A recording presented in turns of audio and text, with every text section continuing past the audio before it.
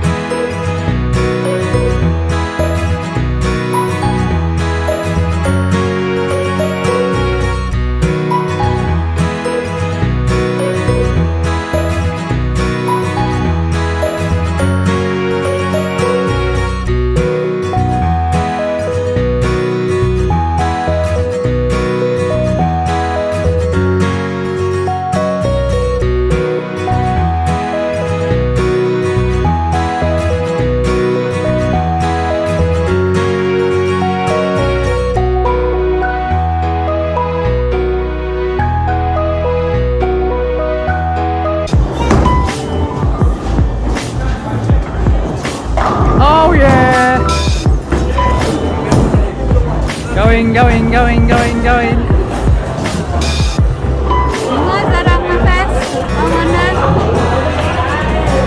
Oh, almost put the middle finger up. I don't know, Fire. I don't know. Let's go. Let's start it.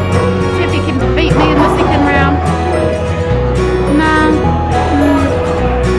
Welcome back, your millions, to the travel of Aspie Vlogs with FireTheLier and myself. The next destination spot was Queenstown, obviously, and a little brief history. It is well known for being a tourism mecca, brimming the adventure activities that had a modest start with operators such as Coronet Peak opening as the first commercial ski field in New Zealand in 1947, K-Jet pioneering jet boat trips in 1958, and the first Skylines gondola heading up Bob's Peak in 1967.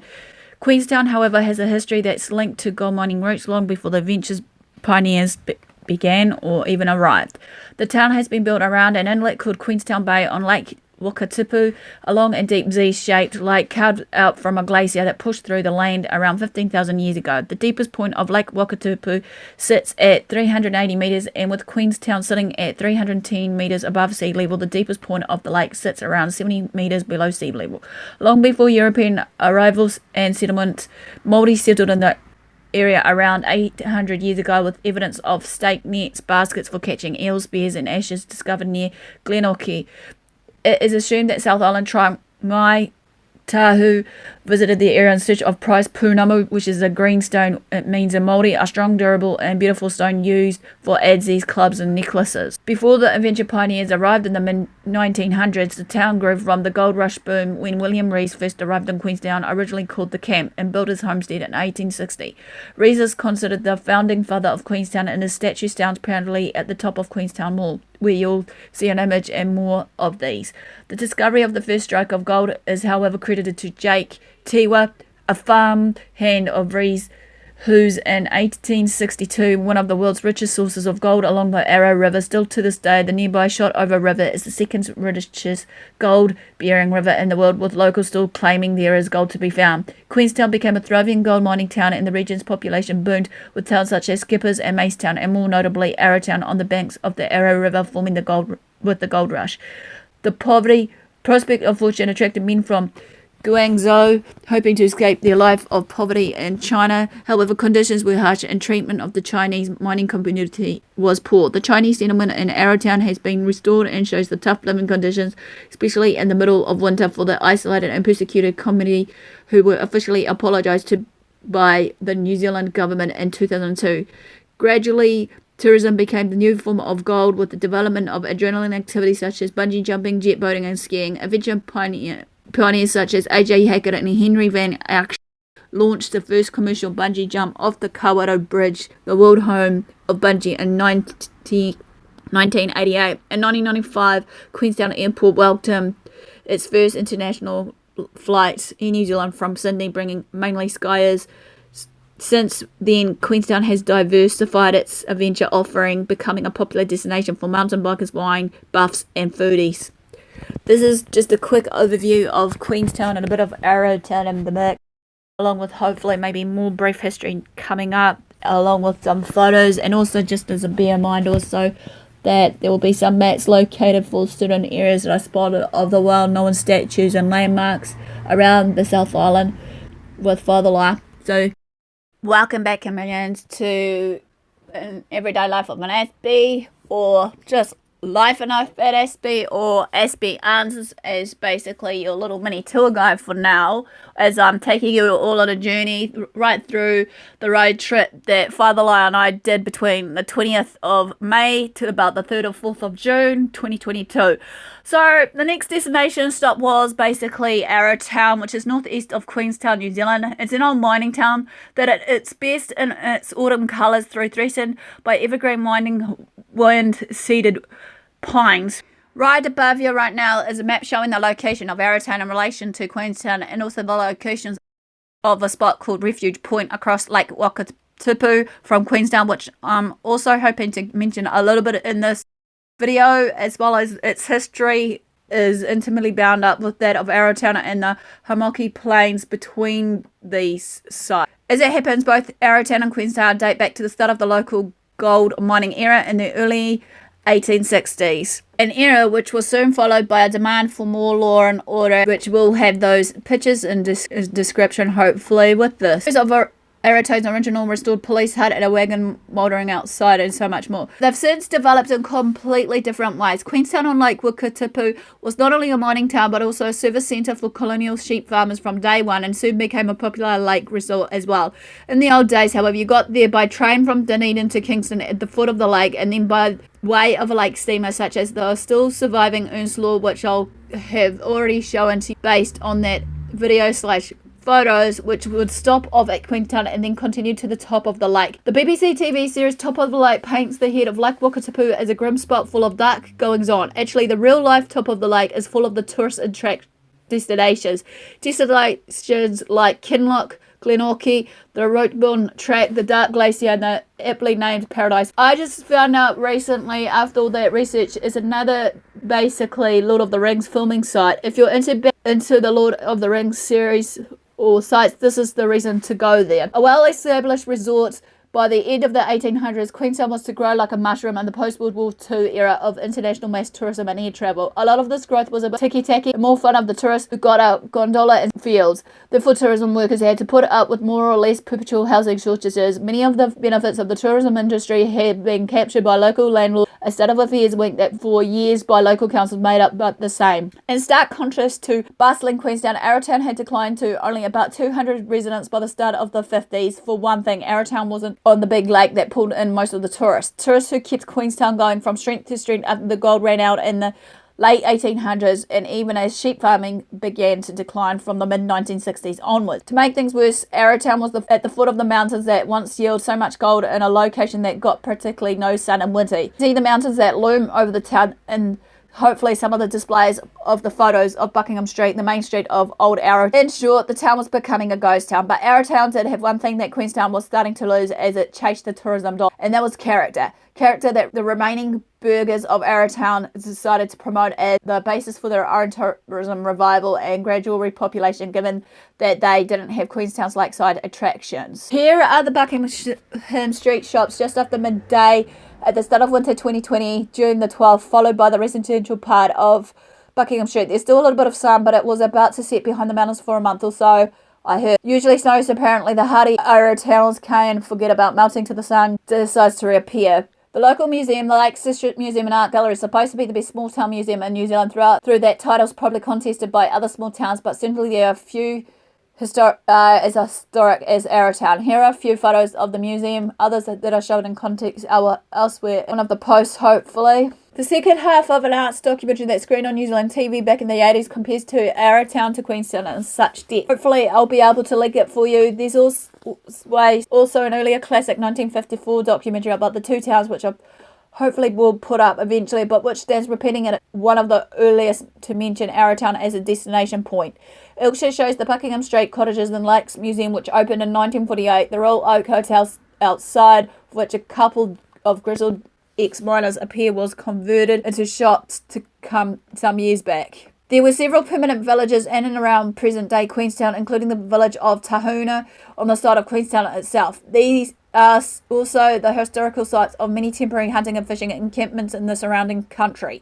Even the harshest parts of the South Island interior were important as way stations en route to reserves of Pounamu or greenstone, as it's fully meaning in English, a form of a jade, which was greatly prized by the Māoris and traded all the way up to the top of the North Island. The Māori name of the South Island, Te Waipunamu, means the waters of greenstone. The South Island was officially named South Island or Te Waipunamu in the year of 2013. There are many trails in and around Queenstown and Arrowtown, some of which may well have Māori origins, such as the Queenstown Trail that leads past the Mirror Lake Haze, known in Māori as Te Whakaata Haki Te Kura, meaning the reflection of Haki Te Kura, a female ancestor who made a perilous swim across Lake Wakatipu. Some more of this are below. Some of these trails will also follow the Arrow River on which Arrowtown stands. The Arrow River is known as Te Awa Hai Nui in Māori, meaning the river of many scratch-ends, a reference to the former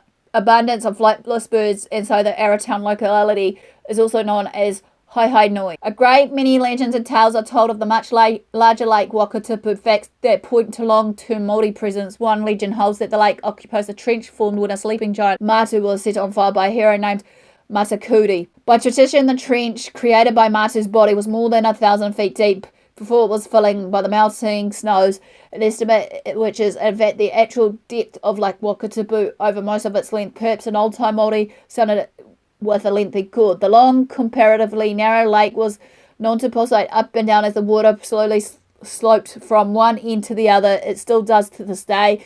This natural phenomenon is attributed to the beating of the giant's heart, said to have survived the destruction of the rest of Matu's body, and being preserved as Motu Manawa, the Heart Island, known to the colonists as Hidden Island near Refuge Point.